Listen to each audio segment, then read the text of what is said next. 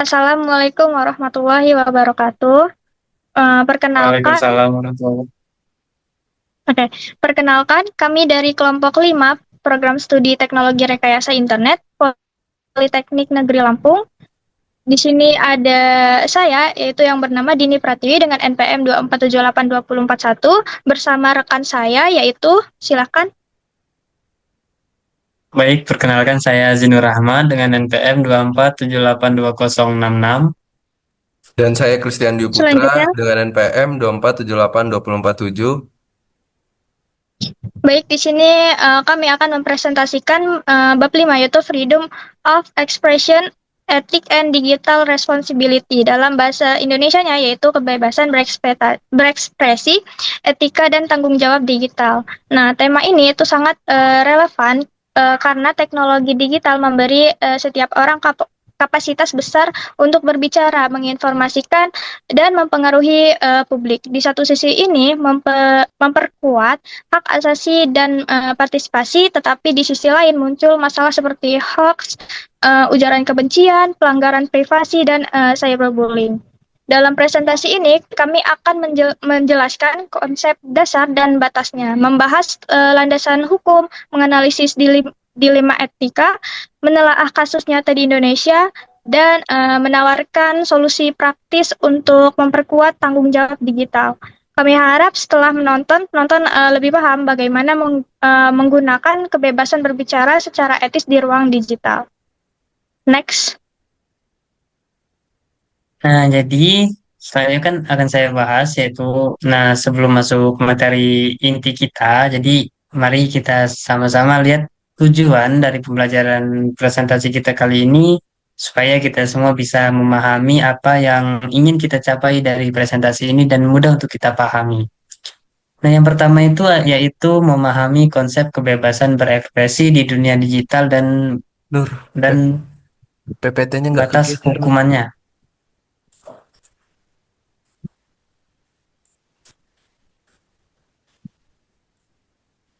Nggak apa-apa, lanjut aja.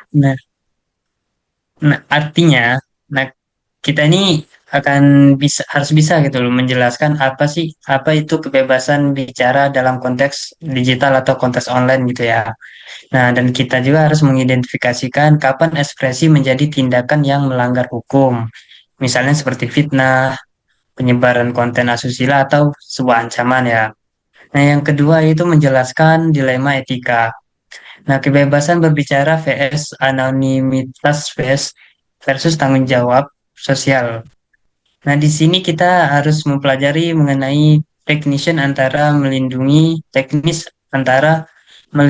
identitas, anonimitas, dan kebutuhan untuk mempertanggungjawabkan ucapan kita ya.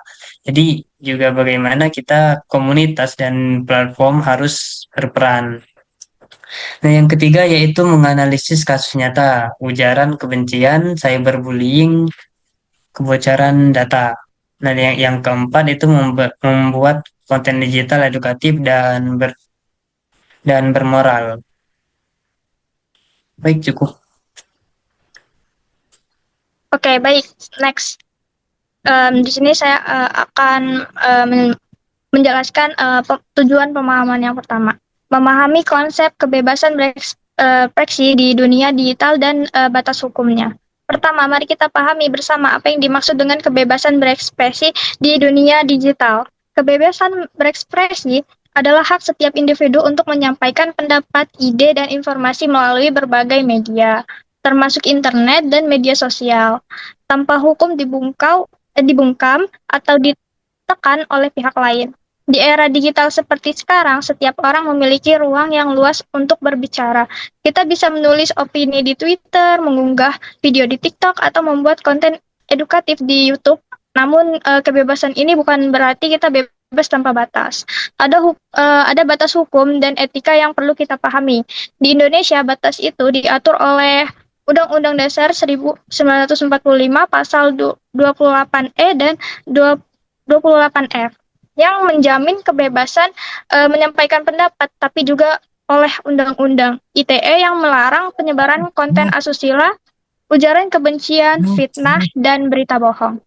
Artinya kita boleh berbicara dan mengkritik, tetapi tidak boleh menghina, menipu, atau menyebarkan kebencian.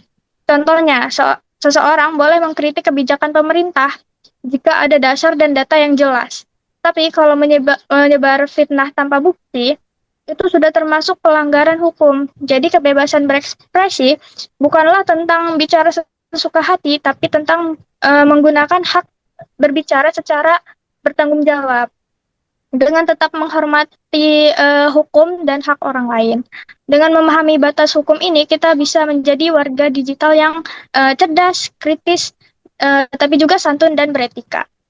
Lalu, saya akan menjelaskan dilema etika antara kebebasan berbicara, anonimitas, dan tanggung jawab sosial. Selanjutnya, di sini kita akan membahas dilema etika antara kebebasan berbicara, anonimitas, dan tanggung jawab sosial. Di dunia digital, banyak orang menggunakan identitas anonim, misalnya dengan nama samaran di media sosial. Hal ini sebenarnya punya sisi positif ya. Anonimitas bisa melindungi privasi, bahkan memungkinkan orang untuk menyampaikan kritik tanpa takut diintimidasi. Namun, di sisi lain, anonimitas juga bisa menjadi masalah besar karena merasa tidak dikenal. Sebagian orang jadi lebih berani melakukan hal-hal negatif, seperti menyebarkan ujaran kebencian, melakukan perundungan online, atau menyebarkan fitnah tanpa rasa bersalah. Di sini muncul dilema, bagaimana cara kebebasan berbicara agar tetap hidup, tetapi sekaligus menegakkan tanggung jawab sosial. Secara etika, kebebasan berbicara selalu disertai kesadaran bahwa ucapan kita memiliki dampak. Apa yang kita tulis bisa mempengaruhi pikiran, emosi, bahkan kehidupan orang lain.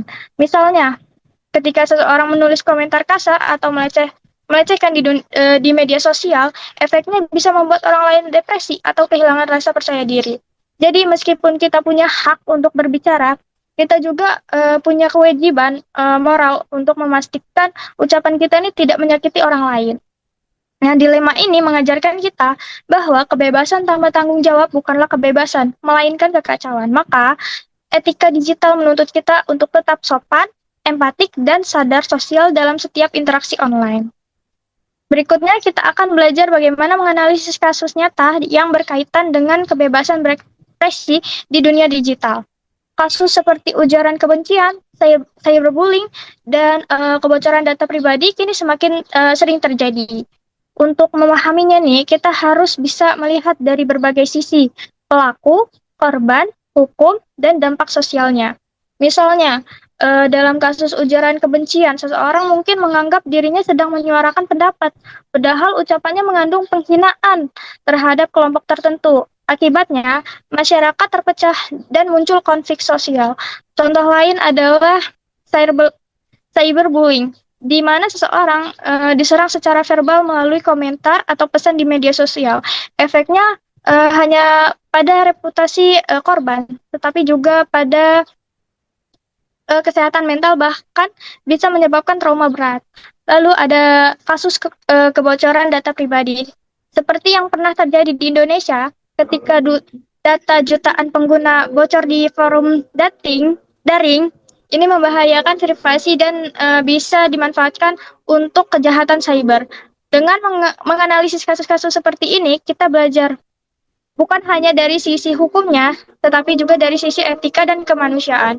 Analisis yang baik membantu kita menemukan akar masalah dan menilai dampak sosialnya dan merumuskan solusi agar kasus serupa tidak terulang.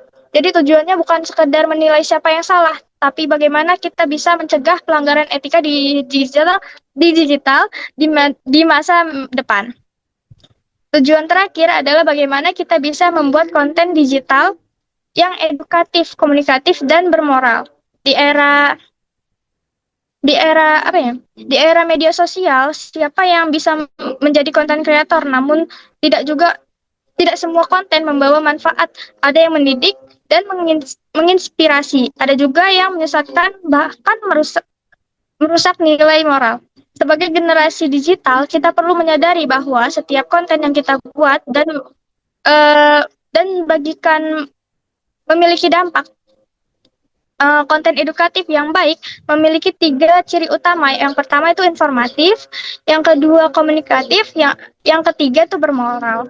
Contohnya kita bisa membuat video edukatif tentang literasi digital, etika bermedia sosial, dan cara menangkal hoax. Selain bermanfaat, konten seperti ini juga membangun citra positif bagi pembuatnya. Sebelum mengunggah sesuatu, selalu tanyakan pada diri sendiri, apakah konten ini bermanfaat, apakah bisa menyinggung orang lain, apakah sesuai dengan etika. Jika jawabannya positif, maka kita sudah berada di jalur yang benar untuk menjadi pengguna internet yang bijak dan bertanggung jawab. Selanjutnya, Oke. Nah, baik, saat ini saya akan membahas mengenai konsep dasar. Nah, pada bagian konsep dasar ini akan ada 4 yang akan saya bahas. Yang pertama yaitu hak kebebasan berbicara atau First Amendment versus dengan Undang-Undang Dasar 1945. Nah, jadi kita mulai dengan membahas tentang hak kebebasan berbicara ya. Jadi ya merupakan salah satu hak paling mendasar bagi kita manusia. Nah, dalam konteks internasional, khususnya di Amerika sendiri, hak itu dijamin oleh First Amendment atau amandemen pertama dalam Konstitusi Amerika Serikat ya. Jadi amandemen ini menyatakan bahwa Congress shall make no law of, of abridging the freedom of speech or of the press yang artinya pemerintah tidak boleh membuat undang-undang yang membatasi kebebasan berbicara dan kebebasan pers. Nah, intinya setiap warga negara berhak untuk berhak untuk memukakan pendapatnya baik secara lisan maupun tulisan tanpa takut dihalangi oleh negara. Nah, jadi kalau kita bandingkan dengan di Indonesia, prinsip serupa juga ada untuk di Indonesia ada di dalam Undang-Undang Dasar 1945 dalam pasal 28E dan pasal 28F. Jadi pada pasal 28E ayat 3 dijelaskan bahwa setiap orang berhak atas kebebasan berserikat, berkumpul, dan mengeluarkan pendapat. Sementara di pasal 28F itu ditegaskan bahwasanya setiap orang berhak untuk berkomunikasi dan memperoleh informasi, serta untuk mencari, memperoleh, memiliki, menyimpan, mengolah, dan menyampaikan informasi dengan menggunakan segala jenis saluran yang tersedia. Jadi, baik dalam konteks Amerika maupun di Indonesia sendiri, prinsipnya sama ya. Jadi, masyarakat diberikan hak untuk menyampaikan pendapat dan berekspresi secara bebas. Namun, perbedaannya adalah di Indonesia. Kebebasan ini dibatasi oleh nilai moral, nilai etika, dan nilai hukum. Nah, agar tidak menimbulkan kerugian atau keresahan bagi orang lain. Nah, dengan kata lain ya, kebebasan berbicara memang hak asasi, tapi bukan berarti bebas tanpa aturan. Bukan berarti kita bebas tanpa batas untuk berbicara ya. Jadi tetap harus ada aturan. Jadi ada tanggung jawab yang menyertai setiap kata yang kita ucapkan. Apalagi di ruang digital yang jangkauannya tuh luas dan cepat untuk menyebar. Nah, yang kedua yaitu jenis ujaran yang tidak dilindungi hukum. Nah, jadi meskipun kebebasan berbicara itu adalah hak setiap orang, tidak semua bentuk ucapan atau ekspresi dilindungi oleh hukum sendiri ya. Jadi ada beberapa jenis ujaran yang justru dianggap melanggar norma dan hukum, baik dalam konteks internasional maupun di Indonesia. Sekarang kita akan bahas satu persatu ya. Jadi yang pertama itu fitnah atau defamation. Fitnah adalah tindakan menyebarkan informasi palsu yang merusak nama baik seseorang. Dalam hukum, fitnah bisa berupa tulisan atau ucapan. Misalnya, seseorang menuduh orang lain melakukan kejahatan tanpa adanya bukti di media sosial ya. Ini bisa berujung pada gugatan hukum karena mencemarkan nama baik seseorang tersebut. Yang kedua yaitu ujaran kebencian atau hate speech.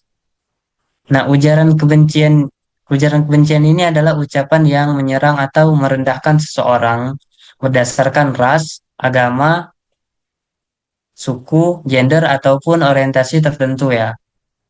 Contohnya itu ketika seseorang menulis komentar yang menghina agama, menghina suku, dan menghina seperti ras-ras di media sosial.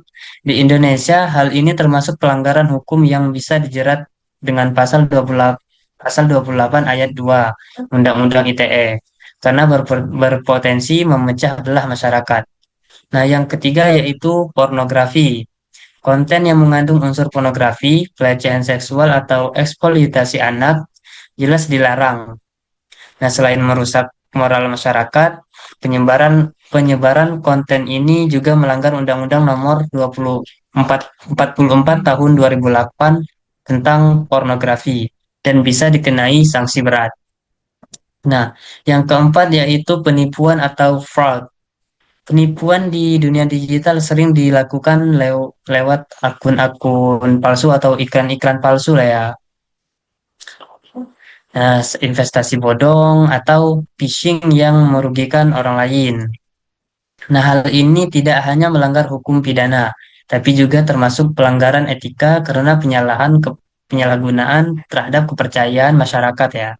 Jadi, empati, jadi empat jenis ujaran ini, fitnah, ujaran kebencian, pornografi, dan penipuan ini bukan hanya tidak dilindungi oleh hukum, tapi juga bertentangan dengan nilai-nilai etika dan moral dalam bermasyarakat. Nah, jadi oleh karena itu, penting bagi kita untuk memahami batas mana kebebasan berbicara masih sah dan kapan ia sudah melanggar hukum. Nah,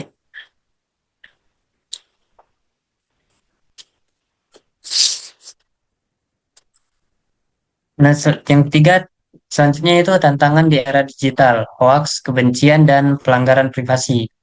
Nah, sekarang kita lihat tantangan-tantangan besar yang muncul di era digital saat ini ya.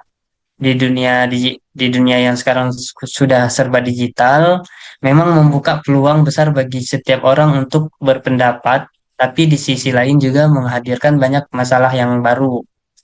Nah, tantangan pertama adalah penyebaran hoax atau berita palsu.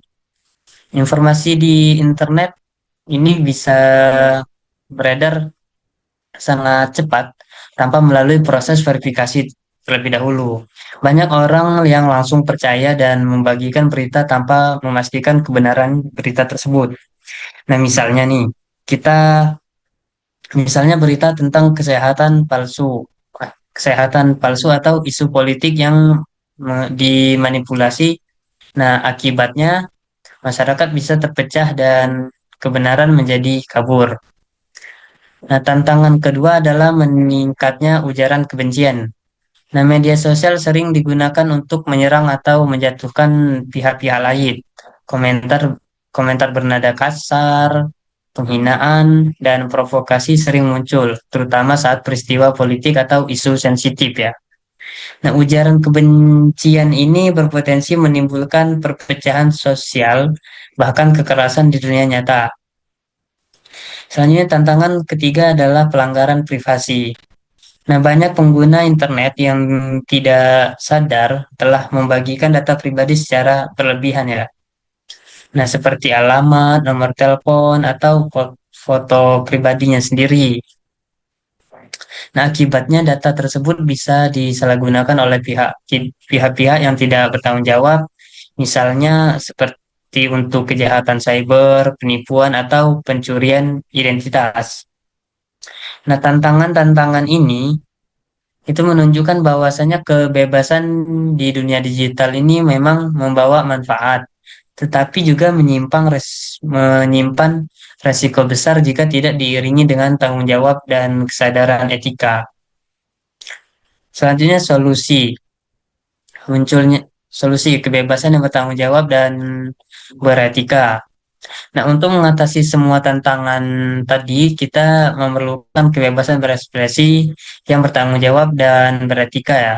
Artinya, setiap individu tetap memiliki hak untuk berbicara dan menyampaikan aspirasinya, tetapi harus dengan kesadaran penuh terhadap dampak dari ucapannya sendiri.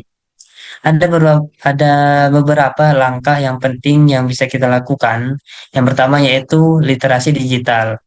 Kita harus membekali diri dengan kemampuan untuk memilah informasi, memahami etika bermedia sosial, dan mengenali mana konten yang benar serta mana yang menyesatkan. Yang kedua yaitu empati dalam berkomunikasi. Dan sebelum menulis atau membagikan sesuatu, coba pikirkan dulu apakah ucapan ini bisa menyakiti orang lain, apakah banyak, apakah ucapan ini layak untuk kita share-share ke orang lain, kita sebarkan. Nah, yang ketiga, taat pada hukum dan norma sosial.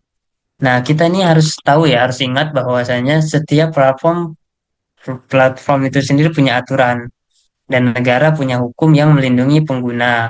Nah, jika semua orang mematuhi batasan ini, ruang digital akan menjadi tempat yang lebih aman dan lebih produktif.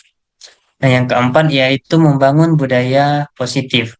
Gunakan media sosial untuk hal-hal yang bermanfaat, berbagi ilmu, menyebarkan kebaikan, dan memberikan inspirasi bagi orang-orang lain. Nah, jadi dengan menerapkan prinsip-prinsip ini, kita semua bisa menikmati kebebasan berekspresi tanpa harus menimbulkan kerugian bagi orang lain.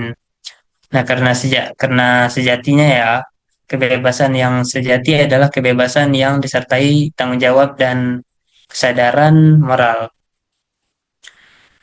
Baik, selanjutnya. Baik, next. Di sini saya akan menjelaskan mengenai hukum dan regulasi. Setelah tadi kita membahas konsep dasar kebebasan berekspresi, sekarang kita akan masuk ke bagian yang tidak kalah penting nih, yaitu aturan hukum dan regulasi yang mengatur perilaku masyarakat di ruang digital. Hukum menjadi fondasi penting dalam menjaga agar kebebasan berekspresi tidak disalahgunakan. Karena tanpa batas hukum, kebebasan bisa berubah menjadi kekacauan. Di Indonesia sendiri ada beberapa undang-undang dan peraturan yang secara langsung mengatur aktivitas digital. Tiga di antaranya yang paling relevan adalah UU IT, UU Perlindungan Data Pribadi, dan Peraturan Menteri Kominfo Nomor 5 Tahun 2020. Di sini ada tiga ya. Saya akan jelaskan satu persatu. Pertama kita bahas dulu UU IT, yaitu Undang-Undang Nomor 11 Tahun 2008 tentang Informasi dan Transaksi Elektronik yang telah diperbarui melalui UU Nomor 19 Tahun 2016. Undang-undang ini menjadi dasar hukum utama dalam mengatur perilaku masyarakat di dunia maya. Fokus pentingnya ada di pasal 27 sampai pasal 29 yang membahas tentang larangan penyalahgunaan informasi dan media elektronik. Di sini pasal 27 melarang penyebaran konten bermuatan asusila, penghinaan, pencemaran nama baik, perjudian, dan penyebaran berita palsu. Misalnya mengunggah foto vulgar,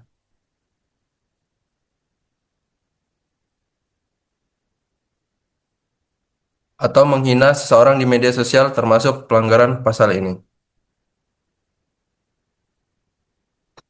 Selanjutnya ada pasal 28 berisi larangan penyebaran berita bohong dan informasi yang menimbulkan kebencian atau permusuhan berdasarkan sara, suku, agama, ras, dan antar golongan.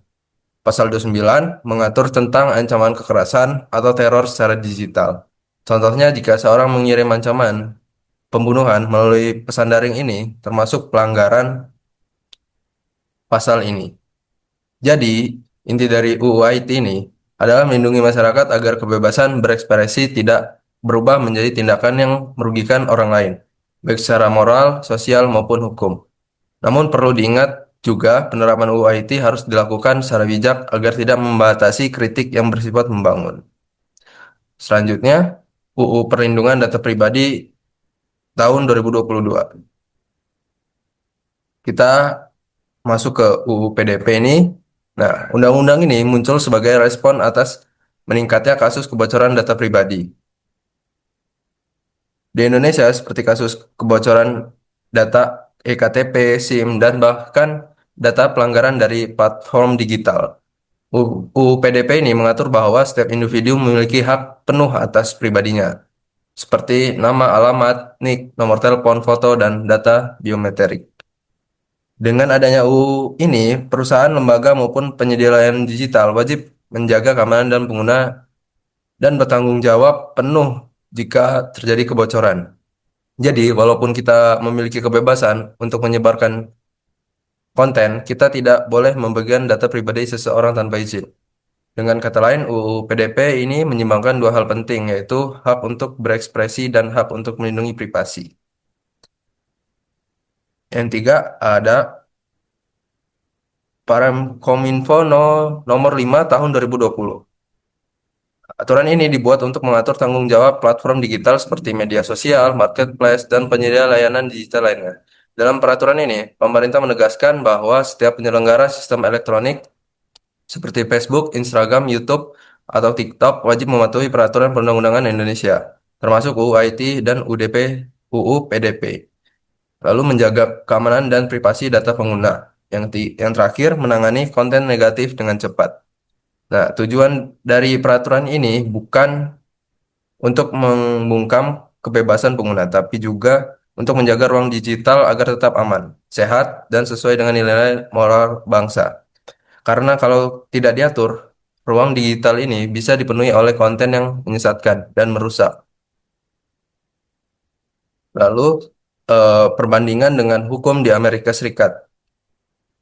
Sekarang mari kita lihat perbandingan dengan hukum di Amerika Serikat yang memiliki beberapa regulasi penting dalam mengatur kebebasan berekspresi dan konten digital. Pertama, CDA, yaitu Communication Decency Act tahun 1996. Undang-undang ini bertujuan untuk melindungi masyarakat dari konten pornografi dan cabul di internet, terutama yang dapat diakses oleh anak-anak. CDA juga memberikan perlindungan hukum kepada penyedia platform digital agar mereka tidak otomatis bertanggung jawab atas konten yang diunggah pengguna. Kedua, COPPA, Child Online Protection Act, tahun 1998. COPPA ini dibuat untuk melindungi anak-anak dari paparan konten berbahaya di dunia maya. Situs-situs dewasa wajib memverifikasi usia pengguna dan memberi peringatan konten. Ketiga, CIPA, Children Internet Protection Act tahun 2000. CIPA ini berfokus pada lembaga pendidikan dan perpustakaan agar mereka memasang filter atau sistem penyaringan untuk mencegah akses anak-anak ke situs-situs tidak pantas. Keempat, yaitu ada Can Spam Act tahun 2003. Undang-undang ini mengatur pengiriman email komersial atau promosi agar tidak bersifat spam. Mengirim wajib mencantumkan identitas yang jelas dan memberikan opsi unsubscribe. Jika kita dibandingkan dengan Indonesia, terlihat bahwa tujuan utama kedua negara sama, yaitu menjaga agar kebebasan berbicara tidak disalahgunakan, serta melindungi anak-anak dan mencegah penyebaran konten negatif. Hanya saja pendekatannya berbeda di AS. Perlindungan lebih menekankan pada tanggung jawab individu dan platform sementara. Fokusnya lebih kuat pada peran pemerintah dalam pengawasan dan penegakan hukum. Selanjutnya dilanjutkan oleh teman saya. Baik, setelah memahami hukum dan peraturan yang mengatur kebebasan berekspresi, kita sekarang masuk ke pembahasan yang lebih kompleks, yaitu isu dan dilema dilema etika di dunia digital. Di era internet seperti sekarang, kebebasan berbicara memang semakin luas, tapi di balik itu muncul banyak tantangan etis yang harus kita pikirkan bersama. Ada 4 dilema utama yang sering kita hadapi, yaitu anonimitas di internet, versus transparansi publik, lalu sensor versus kebebasan informasi, dan spam, serta privasi digital. Setiap dilema ini punya sisi, ada manfaatnya, tapi ada juga resikonya. Mari kita bahas satu persatu ya. Yang pertama adalah anonimitas di internet, yaitu kondisi di mana seseorang bisa berinteraksi atau berpendapat di dunia maya tanpa mengungkap identitas aslinya. Anonimitas memiliki manfaat yang besar. Misalnya, bagi para perungkap fakta yang ingin membongkar kasus korupsi atau ketidakadilan, anonimitas ini dapat memberikan perlindungan orang bisa menyuarakan kebenaran tanpa takut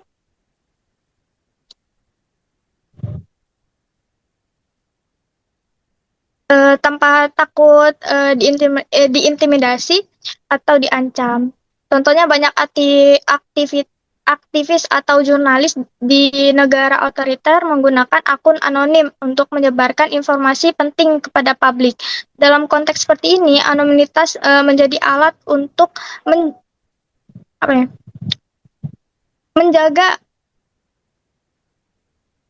kebebasan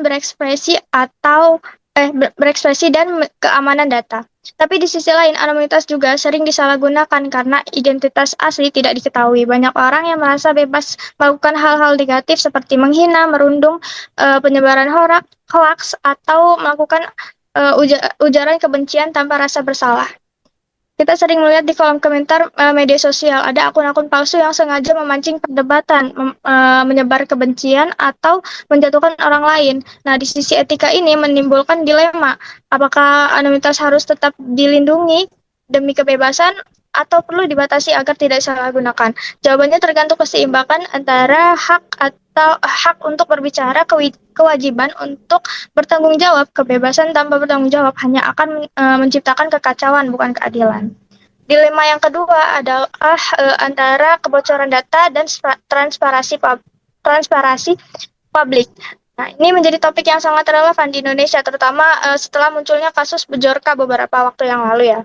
Dalam kasus tersebut, seorang dengan identitas anonim mengklaim telah membocorkan jutaan data pribadi masyarakat Indonesia, termasuk data dari EKTP, SIM, dan instansi pemerintah. Bjorka ini mengaku tujuannya adalah transparansi publik, yaitu membuka kepada masyarakat bahwa sistem keamanan data negara ini lemah dan tidak terlindungi dengan baik. Di satu sisi, tindakan ini bisa dianggap sebagai bentuk kritik sosial, membongkar kelemahan sistem agar diperbaiki. Namun di sisi lain, ada pelanggaran serius terhadap privasi masyarakat. Data pribadi seperti nama, alamat, dan nik tersebar luas di internet yang bisa disalahgunakan oleh pihak yang tidak bertanggung jawab untuk melakukan kejahatan cyber, seperti penipuan atau pencurian identitas. Jadi di sini kita menghadapi dilema etika, apakah membocorkan data publik bisa dibenarkan demi transparansi atau tetap salah karena melanggar privasi jutaan orang. Menurut prinsip etika digital, tujuannya baik, tidak membenarkan cara yang salah, transparansi yang memang penting, tapi harus dilakukan lewat jalur yang etis dan legal. Berikutnya, dilema sensor versus kebebasan informasi. Sensor berarti pembatasan atau penghapusan konten yang dianggap berbahaya, tidak pantas atau bertentangan dengan hukum dan moral. Tujuannya sebenarnya baik, yaitu melindungi masyarakat dari konten negatif seperti pornografi, kekerasan ekstrim, ujaran kebencian, dan provokasi politik. Namun sensor juga punya sisi gelap, kadang membatasi informasi dilakukan secara berlebihan, bahkan digunakan untuk membungkam kritik terhadap pemerintah atau lembaga tertentu. Misalnya ada konten yang sebenarnya bersifat edukatif atau mengandung kritik yang membangun, tapi justru dihapus karena dianggap sensitif. Itulah yang menciptakan dilema di satu sisi, kita ingin internet aman dan bebas dari konten berbahaya, tapi di sisi lain kita juga tidak ingin kebebasan berpendapat karena alasan politik atau moral tertentu. Yang artinya yang dilarang hanya konten yang benar-benar merugikan publik, bukan semua hal yang dianggap tidak sejalan dengan pandangan pihak tertentu. Karena pada dasarnya kebebasan informasi adalah fondasi masyarakat yang demokratis, tapi kebebasan itu tetap harus dijaga dengan tanggung jawab ya. Lalu dilema terakhir adalah tentang spam dan pelanggaran privasi digital. Spam merupakan pesan atau email yang dikirim secara massal tanpa izin penerima. Walaupun terlihat sepele, spam sebenarnya merupakan bentuk gangguan dan pelanggaran etika komunikasi digital karena melibatkan pengambilan dan penggunaan data pribadi tanpa persetujuan. Misalnya, ketika nomor telepon atau email kita tiba-tiba menerima pesan promosi dari perusahaan yang tidak pernah kita hubungi, itu artinya data kita telah digunakan tanpa izin. Di sisi hukum, di Indonesia hal ini diatur dalam UU ITE dan UU Perlindungan Data Pribadi yang menegaskan bahwa setiap penggunaan data pribadi harus didasari oleh persetujuan yang sah dari pemilik data. Namun dari sisi etika, spam juga melanggar prinsip respek dan kepercayaan dalam komunikasi digital karena dalam komunikasi yang sehat, setiap interaksi harus dilakukan dengan izin dan penghormatan terhadap privasi pihak lain. Maka kita sebagai pengguna digital juga harus berhati-hati, jangan sembarangan memberikan data pribadi di situs atau aplikasi yang tidak jelas. Dengan cara itu kita ikut menjaga keamanan dan martabat diri kita sendiri di dunia maya. Baik, slide selanjutnya akan dijelaskan oleh teman saya.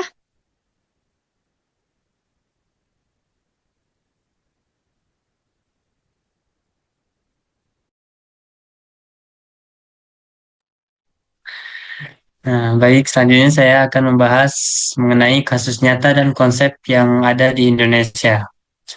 Nah, yang pertama, di sini terdapat beberapa contoh konteks yang ada di Indonesia ya. Yang pertama yaitu ujaran kebencian di media sosial. Nah, kasus pertama yang sering terjadi adalah ujaran kebencian yang ada di media sosial ya. Nah, ujaran kebencian atau adalah ekspresi yang menghina atau merendahkan individu maupun sekelompok berdasarkan suku, agama, ras, jenis kelamin, atau pandangan terhadap politik.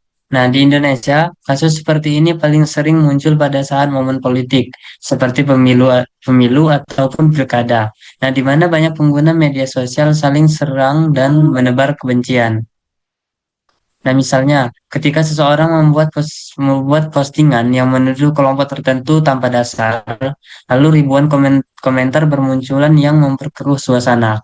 Nah, secara hukum, ujaran kebencian ini melanggar pada bagian pasal 28 ayat 2 Undang-Undang ITE yang melarang penyebaran informasi yang menimbulkan kebencian atau pemusuhan berdasarkan SARA. Nah, tapi kalau kita lihat dari sisi etika, persoalannya lebih dalam. Kebebasan berbicara seharusnya digunakan untuk menyampaikan pendapat secara rasional dan membangun, bukan untuk menyerang atau merendahkan pihak-pihak lain. Nah, oleh karena itu, tantangan bagi masyarakat Indonesia adalah bagaimana menjaga ruang digital tetap bebas untuk berpendapat, tetapi juga aman dari ujaran kebencian yang bisa merusak persatuan bangsa. Nah, dengan kata lain, berbeda pendapat boleh, tapi menghina tidak dianjurkan. Itulah esensi etika bermedia sosial. Nah, yang kedua yaitu pornografi dan moral politik. Nah, kasus kedua yang sering menjadi sorotan adalah penyebaran konten pornografi dan pelanggaran moral publik. Dan di era digital, penyebaran gambar dan video yang mengandung unsur pornografi sangat mudah terjadi. Bahkan banyak kasus di mana konten konten pribadi seseorang disebarkan tanpa izin, yang kemudian viral dan merusak reputasi korban. Dan salah satu contoh yang sempat ramai adalah kasus penyebaran video pribadi selebriti yang kemudian menjadi konsumsi publik dan menimbulkan perdebatan antara privasi dan moralitas. Dalam konteks hukum, hal ini jelas melanggar Undang-Undang Nomor 44 Tahun 2008 tentang pornografi dan Pasal 27 Ayat 1 Undang-Undang ITE. Nah, yang melarang penyebaran konten asusila melalui media elektronik.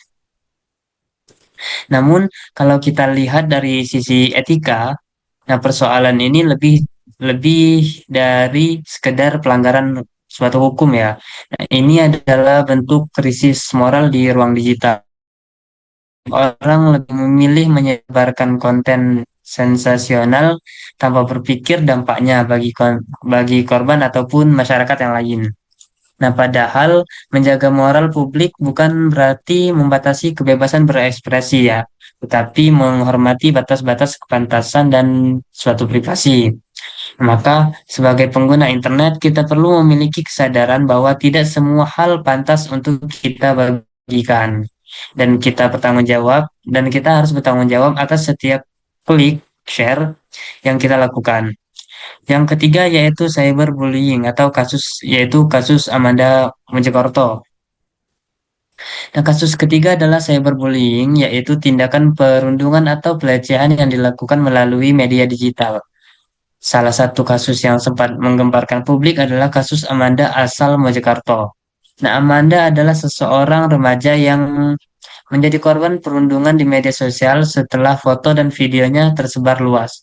Banyak orang yang menulis komentar kasar dan menghina dirinya tanpa memikirkan perasaan korban. Nah, tekanan psikologis yang Amanda alami sangat berat hingga akhirnya kasus-kasus ini menjadi perhatian nasional dan membuka mata kita tentang bahayanya bullying di dunia nyata, di dunia maya. Secara hukum, tindakan seperti ini dapat dijerat pada bagian pasal 27 ayat 3 Undang-Undang ITE tentang penghinaan atau pencemaran nama baik serta pasal 310 dan 311 KUHP. Nah, tetapi lebih dari sekedar pelanggaran hukum, cyberbullying adalah kegagalan moral di ruang digital. Etika digital menuntut kita untuk menggunakan media sosial dengan empati. Setelah menulis komentar, kita harus berpikir, apakah ini akan menyakiti orang lain? Apakah pantas ini untuk saya lakukan? Nah, karena meskipun hanya beberapa kata, dampaknya bisa sangat nyata bagi korban. Nah, kasus Amanda Mojokerto ini menjadi pelajaran bagi semua bahwa kata-kata di dunia maya bisa bisa melukai lebih daripada serangan fisik. Maka digunakan media sosial untuk mendukung, bukan untuk menjatuhkan. Nah, yang terakhir yaitu ulasan palsu di marketplace. Nah, kasus keempat yang sering juga terjadi yaitu mengenai ulasan palsu di marketplace. Di platform e-commerce seperti Shopee, Tokopedia, atau Lazada, sistem ulasan menjadi bagian penting dan menentukan reputasi penjual. Namun sayangnya banyak pihak yang manipulasi sistem ini dengan membuat ulasan palsu atau review buatan, entah untuk menaikkan citra toko sendiri atau menjatuhkan toko pesaing. Nah, misalnya ya, ada penjual yang menyewa jasa buzzer untuk memberikan bintang 5 palsu. Padahal produk yang dijual tidak sesuai deskripsi atau sebaliknya. Nah, pesaing memberikan bintang satu agar toko lain terlihat buruk. Nah, berarti ini jelas melanggar etika bisnis digital karena menipu konsumen dan merusak kepercayaan publik terhadap sistem e-commerce. Nah, jika ditelusuri dari sisi hukum, tindakan seperti ini bisa dikategorikan sebagai penipuan online sesuai dengan pasal 378 KUHP dan pasal 28 ayat 1 Undang-Undang ITE, yaitu penyebaran informasi menyesatkan yang merugikan konsumen. Nah, tapi lebih dari itu, persoalan utamanya adalah krisis integritas di dunia digital. Nah, etika digital menuntut kejujuran, transparansi, dan tanggung jawab. Nah, jika dunia online dipenuhi kebohongan, maka kepercayaan masyarakat terhadap platform digital akan runtuh. Nah, karena itu penting bagi setiap pengguna dan pelaku bisnis online untuk menjunjung nilai kejujuran dan keadilan dalam setiap aktivitas digital yang dilakukan. Cukup dari saya. Selanjutnya, next. Di sini ada etika dan solusi, yaitu ada 2 poin ya.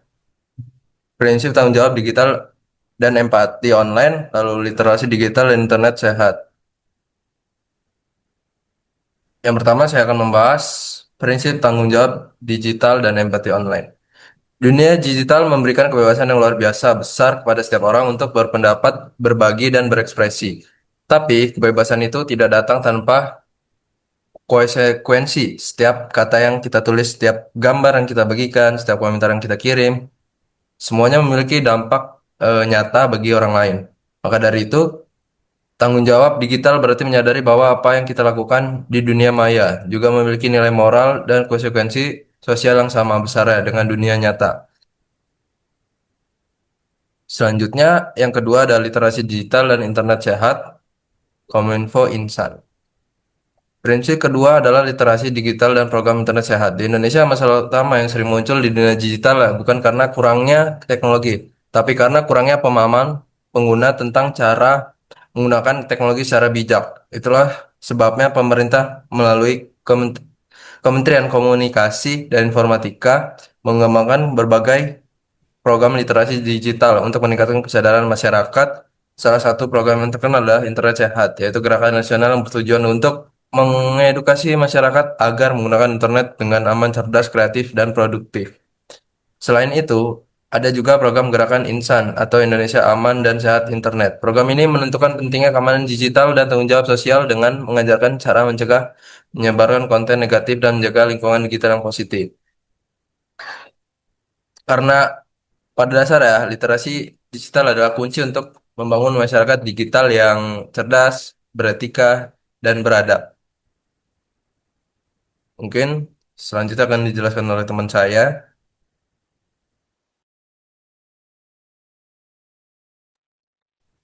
Baik, sekarang kita masuk ke sesi diskusi. Topik kita sekarang ini sangat relevan dengan kehidupan kita sebagai pengguna media sosial, yaitu kebebasan berekspresi di dunia digital antara hak dan tanggung jawab. Nah, di satu sisi, kebebasan berbicara adalah hak asasi yang dilindungi oleh konstitusi, tapi di sisi lain, kebebasan ini seringkali disalahgunakan hingga menimbulkan konflik kebencian, bahkan melanggar hukum. Nah, mari kita bicara secara kritis lewat tiga pertanyaan utama diskusi dari kami.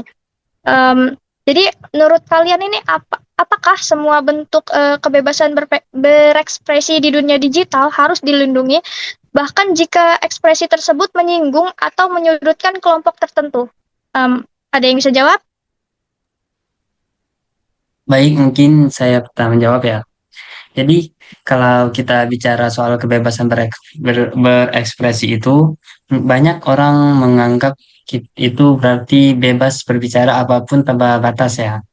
Nah, padahal kan kalau kita kaji lebih dalam lagi, nah, kebebasan berekspresi itu bukan hak yang absolut, melainkan hak yang disertai tanggung jawab moral dan sosial. Nah, di dunia digital, ekspresi yang menyinggung kelompok tertentu bisa berdampak sangat luas, tidak hanya melukai perasaan individu, tapi juga bisa memecah belah masyarakat. Ya. Nah, contohnya ya seperti ujaran kebencian berbasis SARA. Nah, itu seringkali dimulai dari komentar ringan di media sosial, namun bisa berkembang menjadi konflik sosial di dunia nyata. Nah, jadi menurut saya, ekspresi semacam ini tidak layak untuk dilindungi atas nama kebebasan berbicara atau kebebasan berekspresi. Nah, karena itu sudah melanggar prinsip kemanusiaan dan hak orang lain untuk hidup tanpa diskriminasi. Nah, kebebasan yang sejati itu bukan tentang bebas berbicara apa saja ya, tapi tentang bagaimana menggunakan kebebasan itu untuk membangun atau bukan untuk merusak. Cukup untuk dari saya. Mungkin kalau Apa pendapat ada yang mau dari menambahkan? kalau pendapat Ada. dari saya ya menurut saya setuju ya dan ingin menambahkan sedikit ya. Kalau semua bentuk ekspresi dilindungi tanpa batas, maka ruang digital bisa berubah menjadi tempat kekerasan dan penyebaran kebencian. Di sini peran hukum dan etika menjadi penting. Misalnya di Indonesia nih, ada UU IT pasal 28 ayat 2 yang secara tegas melarang penyebaran kebencian berdasarkan sara. Namun, saya juga pribadi berpikir penting bagi pemerintah dan masyarakat untuk tidak serta-merta membungkam kritik yang tajam. Karena kritik adalah bagian dari demokrasi, artinya yang perlu dibatasi bukan isi kritiknya aja, tapi cara penyampaiannya. Apakah yang disampaikan dengan data dan etika dan dengan emosi atau penghinaan. Nah, jadi kebebasan berekspresi perlu dipahami. Ya, bukan sebagai bebas tanpa aturan gitu, tapi bebas dalam koridor tanggung jawab sosial. Nah, mungkin cukup. Baik, buat Putra, apa ada diskusi lain? Kalau ada, silakan ditanyakan aja.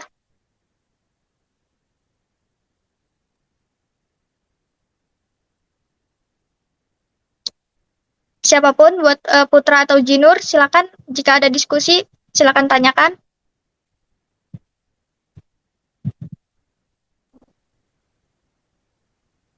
Mungkin kalau untuk pertanyaan yang pertama ini, menurut saya udah cukup lah ya, udah cukup menjawab dari pertanyaan dari saya dan Putra. Mungkin kita langsung ke pertanyaan kedua aja.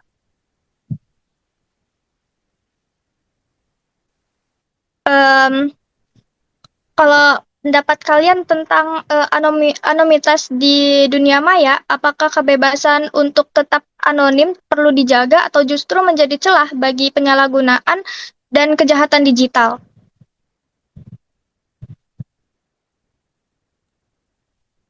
Nah, kalau saya ya, kalau dari saya, anonimitas itu kan adalah isu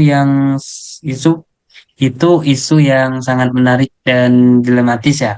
Jadi di satu sisi anonimitas itu adalah pelindung bagi mereka yang ingin berbicara tanpa rasa takut, misalnya jurnalis, aktivis atau whistleblower. Nah, yang mengungkap kasus korupsi dan pelanggaran kekuasaan. Nah, tanpa anonimitas, mungkin banyak suara kebenaran mungkin tidak akan pernah muncul ke permukaan. Tapi di sisi lain, anonimitas sering digunakan untuk menyembunyikan identitas pelaku kejahatan digital. Nah, banyak kasus cyberbullying, fitnah, dan penipuan daring dilakukan oleh akun anonim yang tidak bisa dipertanggungjawabkan. Nah, jadi yang harus dibangun adalah budaya tanggung jawab digital. Anonimitas boleh boleh ada, tapi pengguna harus sadar bahwa setiap tindakan di dunia maya tetap memiliki konsekuensi hukum. Jejak digital itu tidak pernah benar-benar hilang, bahkan akun tanpa nama pun itu juga bisa dilacak. Jadi menurut saya hati-hati aja ketika kita menggunakan anonimitas. Cukup. Kalau dari saya ya sangat setuju ya dengan pendapat Jinur tadi. Ya, di sini saya ingin menekankan bahwa persoalan anonimitas ini eh, sebenarnya bukan soal identitas, tapi soal integritas. Kalau seorang punya integritas, maka eh, meskipun anonim ini, dia tidak akan menggunakan kebebasannya untuk menyakiti orang lain gitu. Tapi kalau integritasnya lemah, identitas asli pun bisa disalahgunakan. Jadi solusi bukan menghapus anonimitas, tapi meningkatkan pendidikan karakter digital.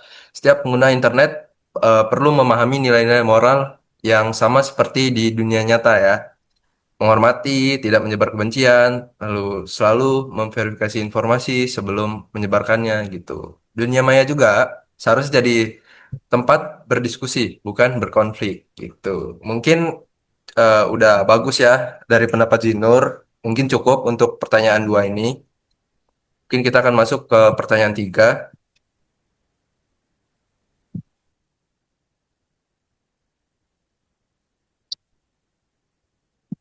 Baik, banyak platform digital dan bahkan pemerintah menerapkan sistem penyensoran terhadap konten tertentu dengan alasan keamanan atau moralitas. Menurut kalian berdua nih, apakah sensor seperti ini merupakan bentuk perlindungan masyarakat atau justru pembatasan terhadap kebebasan berekspresi?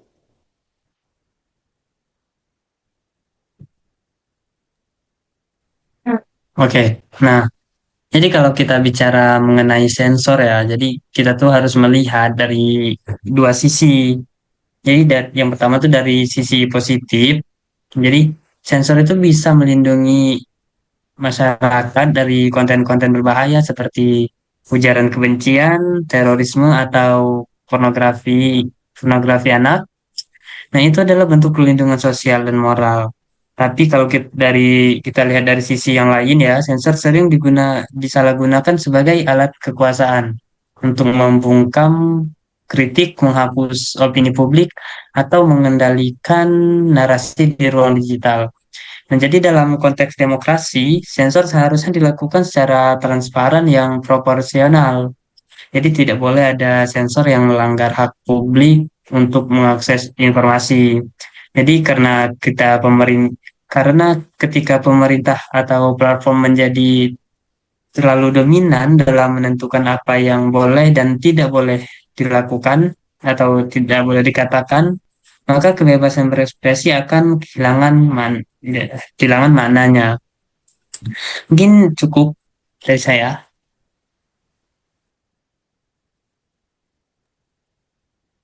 Kalau dari Putra, bagaimana? Kali ini saya eh, sangat setuju ya. Kita bisa lihat dari kasus beberapa negara di mana pemerintah menggunakan dalih keamanan untuk membatasi kritik dari masyarakat. Nah, ini yang disebut over censorship, di mana sensor bukan lagi alat perlindungan, tapi alat mengontrol ya. Sensor seharusnya hanya diterapkan untuk mencegah kerusakan sosial yang nyata, bukan sekedar untuk menjaga citra atau kepentingan politik. Nah, menurut saya yang paling ideal adalah adanya kolaborasi antara pemerintah, platform digital, dan masyarakat. Nah, dalam menetapkan batas kebebasan berbicara, karena ruang digital ini milik bersama, bukan milik satu pihak yang berkuasa gitu. Dengan begitu, eh, sensor bisa menjadi mekanisme perlindungan dan bukan pembungkaman. Nah, mungkin dari saya cukup ya. Em, oke, terima kasih kepada Zinur dan Putra atas jawaban yang sangat dalam ini dan argumentatif ini. Dari diskusi ini kita bisa menarik kesimpulan bahwa kebebasan berekspresi itu adalah hak fundamental, tapi bukan berarti bebas tanpa batas ya. Etika digital dan tanggung jawab ini pribadi menjadi pagar moral agar kebebasan tidak berubah menjadi kebencian. Sensor dan anonimitas ini bukan masalah pada dirinya sendiri. Yang penting adalah bagaimana keduanya digunakan dengan prinsip keadilan dan transparansi. Dunia digital adalah cermin dari dunia nyata. Kalau kita ingin ruang maya yang sehat, maka perilaku kita di dalamnya juga harus beretika, berempati, dan bertanggung jawab. Em, dari seluruh pembahasan dan diskusi yang telah kita lakukan, kita bisa simpulkan bahwa kebebasan berekspresi adalah hak yang sangat berharga dalam kehidupan bermasyarakat, terutama di era digital yang serba terbuka seperti sekarang. Namun, kebebasan ini bukan berarti bebas tanpa batas. Setiap kata, tulisan, maupun tindakan di dunia maya memiliki dampak yang nyata, bisa membangun tapi juga bisa merusak. Karena itu, kebebasan harus selalu dilindungi dengan kesadaran etika dan tanggung jawab. Nah, kita Kita sebagai generasi digital punya peran besar untuk menciptakan ruang online yang aman ya, serta bermanfaat. Mulailah dari diri sendiri, berpikir sebelum mengetik dan gunakan kebebasan berekspresi untuk hal-hal yang membawa manfaat. Nah, mari jadikan dunia digital bukan sekadar tempat berbicara, tetapi ruang untuk saling menghargai, belajar, dan tumbuh bersama. Terima kasih telah menyimak presentasi kami. Wassalamualaikum warahmatullahi Assalamualaikum warahmatullahi wabarakatuh. wabarakatuh.